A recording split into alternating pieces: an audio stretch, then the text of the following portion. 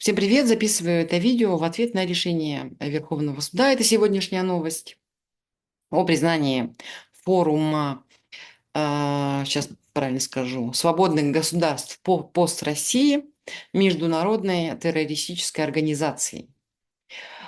И 172 структурных, как написано, подразделения, да, в том числе и фонд «Свободная Якутия», Free Yakutia Foundation.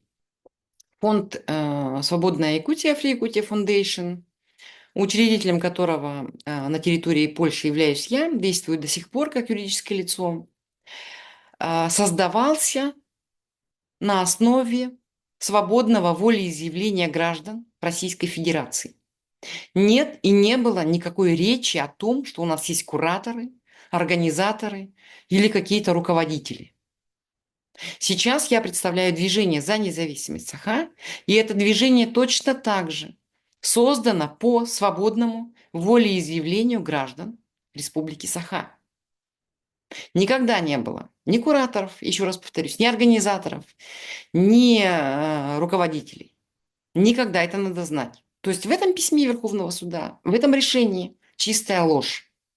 Тот факт, что мы, как и остальные национальные или региональные движения, все вместе, да, работаем над выходом, поддерживаем и работаем над этим, да, над выходом из состава Российской Федерации. В этом нет ничего, что, по мнению российских властей, является терроризмом. В Конституции Республики Саха, в ее преамбуле, да, до сих пор сказано, что мы республика, основанная на праве народов на самоопределение. В российской, кстати, тоже в 65-й статье Российской Конституции Республика Саха так и определена как субъект, да? Субъект Российской Федерации – республика, то есть государство. Да? Призываем мы к отделению или не призываем – это не вопрос террористической угрозы. И, кстати, российские власти лишили республики права на самоопределение и права на выход из состава, выкинув этот пункт из Конституции Российской Федерации.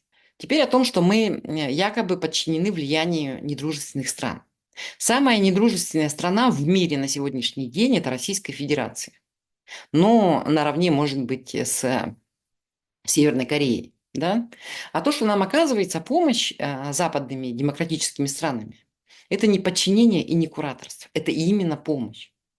Вспомните, сколько в 90-е годы, например, фонд Сороса помогал учителям, да, выдавая им зарплаты, сколько он помогал школьникам советским, российским, да, покупая им учебники. Сколько раз Соединенные Штаты оказывали гуманитарную помощь Советскому Союзу. И никто тогда не говорил, что Советский Союз подчинен влиянию недружественных стран, недружественной страны. Далее, в этом пресс-релизе написано, что наши организации призывают к совершению диверсий и терактов. Окей, предоставьте доказательства. У вас их нет. А вот Российская Федерация каждый день совершает террористические акты на территории соседнего государства и показывает это всем вам, всем россиянам, всему миру, убивая мирных жителей Украины, лишая их жилья, еды, инфраструктуры. То есть мы все знаем, кто громче всех кричит «Держи вора». Это сам вор. Все это сделано для того, чтобы усилить давление на несогласных внутри страны. Теперь любое упоминание, к примеру, Free Yakutia Foundation, да, Свободной Якутии, например, или Свободной Ингрии, будет приравниваться к участию в деятельности террористической организации. Это новые дела, это новые сроки и в итоге новое пушечное мясо, которое, не захотев отбывать свои сроки, конечно же, незаконные, да, пойдет на войну в Украину.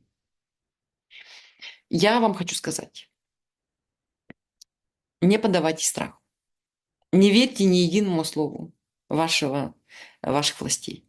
Берегите себя, берегите своих близких. А мы продолжим нашу деятельность за вашу и нашу свободу.